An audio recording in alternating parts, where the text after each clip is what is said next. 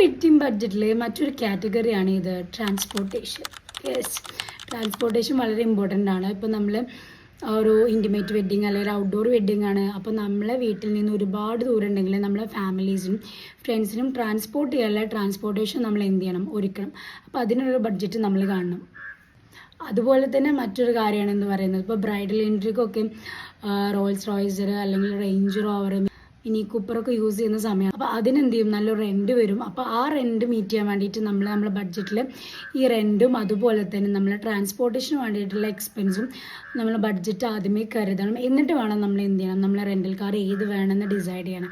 അല്ല നമ്മൾ ആദ്യം എന്ത് ചെയ്യണം, ട്രാൻസ്പോർട്ടേഷനൊന്നും വാല്യൂ കൊടുത്തില്ല, ലാസ്റ്റാണ് പ്രയോറിറ്റി കൊടുക്കുന്നത്, അതൊക്കെ അതിൽ പൊയ്ക്കോളെന്ന് തോന്നുകയാണെങ്കിൽ അത് വളരെയധികം ബാഡായൊരു ഡിസിഷനാണ്. ബിക്കോസ് ട്രാൻസ്പോർട്ടേഷന് വളരെയധികം ഇമ്പോർട്ടൻസ് ഉണ്ട്. കാരണം നമ്മളെ വെഡ്ഡിങ്ങിൽ ഏറ്റവും കൂടുതൽ നമ്മൾ ആഗ്രഹിക്കുന്നത് എന്താണ്, വെഡ്ഡിങ് പെർഫെക്ഷനാണ്. വെഡ്ഡിങ് പെർഫെക്ഷന് ഉപ്പ് തൊട്ട് കർപ്പൂരം വരെയുള്ള കാര്യങ്ങൾ ശ്രദ്ധിക്കണം. അപ്പോൾ ട്രാൻസ്പോർട്ടേഷൻ എന്താണ് ചെയ്യുന്ന സമയത്ത് നിങ്ങൾ ശ്രദ്ധിക്കണം. ഇനിയിപ്പോൾ നമ്മൾ വീട്ടിലാണ് നമ്മൾ വെഡ്ഡിങ് ചെയ്യുന്നതെങ്കിൽ ട്രാൻസ്പോർട്ടേഷൻ ശ്രദ്ധിക്കേണ്ട ആവശ്യമില്ല. ബിക്കോസ് നമ്മൾ വീട്ടിൽ തന്നെ ഇല്ല, അപ്പോൾ എല്ലാവരും ഇങ്ങോട്ട് വരികയാണ്, നമുക്ക് ആരും കൊണ്ടുപോകേണ്ട ആവശ്യമില്ല. അപ്പോൾ അത് നമുക്ക് ബഡ്ജറ്റിൽ എന്തായിരിക്കും, ഫ്രണ്ട്ലി ആയിരിക്കും, ബഡ്ജറ്റ് ഫ്രണ്ട്ലി ആയിരിക്കും. ഓക്കെ.